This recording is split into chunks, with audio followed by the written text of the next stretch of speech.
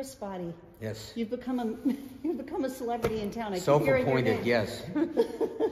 This building is historic and the point of a lot of discussion right now in Garden City. Yeah, a lot of history and lives have been involved in here. Yeah, but you're an expert on the windows. Tell me about your family business and what you do. All right, we're ecclesiastical artists, so we stained glass, marble, mosaic, bronze, painting and decorating. We've been in business since the 16th century on my father's side, the Botti studios and the Panzeroni studios from Florence, Italy, 1782, I believe it is, or 62. And the parents met at the Art Students League in New York after the Second World War. Two families merged then to the Botti Studios, and we've done such projects locally as St. Patrick's Cathedral in Manhattan, the Co-Cathedral in Brooklyn, Christ Church in Oyster Bay, Teddy Roosevelt's Church, Cathedral in Paterson, New Jersey, and just finished Amazon headquarters that they took a United Methodist Church and turned it into their offices for the audio division in Newark. Wow, that's exciting. So when you came in here, when did you first step foot in this building? I met Ralph in here. He called me about 6 months ago, and looked at the windows and assessed their condition, wrote up a brief synopsis of it and handed that to them. They then subsequently asked for a proposal for the removal, the documentation and removal that you see going on now. What did you think when you saw these windows? What was special about them? Well, number one, the one window that we see over there that we just removed on the west elevation is a Tiffany window. So every time you see one of those, you basically genuflect in front, and it was in excellent condition. A lot of the caning, the matrix that surrounds the glass is very brittle, but pretty much all the glass was intact, which is nice to see. Tell us what is so special about a Tiffany window? It's number one, the name, the designer of it, the fabricator of it. It's a multiple layered window as opposed to these English windows that you see here, which are single layered. It's an opaque glass, it's opalescent, and then it has a drapery glass to it, which is basically like the garments that you wear, the folds within them, and the drapery mimics the chiaroscuro, or the shading of a window. So it's different than the translucent. You know, it makes the use of blended glass and texture of glass. How many people did it take to make a window like that? Well, from the beginning to the end, from the designer to the people fabricating it to installing and making the glass too, you're probably looking somewhere between, could be on the minimal about 11 and probably the maximum about 30. And how long did it take? From design to completion and installation on site, you're probably looking somewhere about 1.5 years. Now, what about this one we're looking at? The sanctuary window here. Yeah. This is an English window.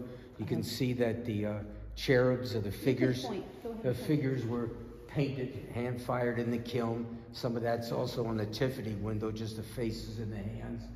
And again, just the design, the geometric shape of the design, and the glass. It's a machine rolled glass, not a mouth blown glass. So it's not an antique, but it's a machine rolled glass. Does that make it less valuable? Just a different way of manufacturing it. Mm-hmm. And what are the symbols of what's on that window? What do the leaves symbolize? You know, I really don't know the theology behind it, but in Greek that's the beginning and the end. You know that there is saying there. So that's about as much as I know. The center window we're not seeing is completely blank. So there's probably more to the story that's, missing, that's there. So we'll have to look and see how much of that is folded behind the window, and that might, tell us more what the theology of it is. Mm. So are you going to be restoring all the windows? What's your... Well, right now, the city has us documenting, removing the existing and crating, and then they're going to see how they're going to reuse them within this building. So I think that's to be, determined still. Mm-hmm.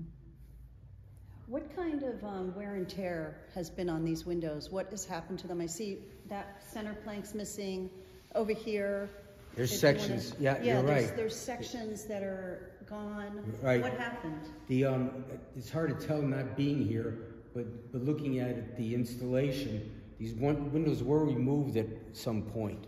The nave windows were, and they were put back, and I would say in an uncraftsmanlike manner.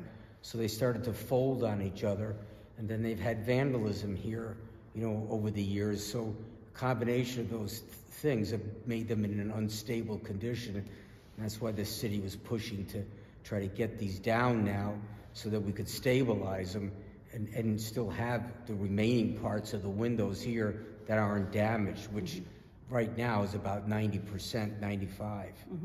How many of these windows exist, of those There's Tiffany 11. windows? One Tiffany window, then there's 8 nave windows, the side east and west elevation, and then this would be north, the nave window. There's 3 of those, so 11 sections and window sections in total. In this building, but this generally building. from that period of time, Oh. from 1830. Oh, How many of those, how rare are these? Well, the one English windows, that studio, I think that this is the only building that they're located in the United States. And I'm not sure about England. Tiffany windows, there's a number of Tiffany windows around, but they're rare. That's, you know, both the intrinsic and the monetary value to those. And the studio no longer exists, so that's it. You know, what you see is it. And so that makes it more and more valuable, both from a monetary standpoint as well as the intrinsic. What is the monetary value of these windows? I think they had them estimated, I'm going to shoot from the hip, but I think it's about, the Tiffany window itself was about 1.2 or 1.3 million, and I think in totality, all the other windows were another $1 million, and depending on the conditions and how many of the sections were still here, that made the value of each individual window differ from one to the other. But in totality, about 1 million of the English windows. Now, when you say English windows, I just want to be clear. What are you referring to? Those are the nave windows. The nave windows. Every other window here, except for the Tiffany window, and then on the east elevation, on the south part of it, the one window over there, I'm not sure when that was put in or by whom, but it does have an English style to it. It could be, you know, have been made here in the United States too. And when you say English style, it doesn't mean it was made in England. No, just, you know, It's that machine made versus the hand blown. No, these windows they documented were from an English studio. Okay. So when I'm saying English, I'm meaning from that same studio. Okay. It's just that one far southwest window of the nave window we don't know in the documentation, and you can see it's a different style than the others. That looks almost like from like a church in Florence or something. Yeah, it could be, but you know, the glass is an English glass. Okay. You know, so it doesn't mean that they couldn't have made it. It couldn't be a Florentine style, but that diamond background you can see is different than the other nave windows. Yes. And where was this Tiffany window made? Brooklyn. Oh. Yeah, that's where the studios were. Yeah.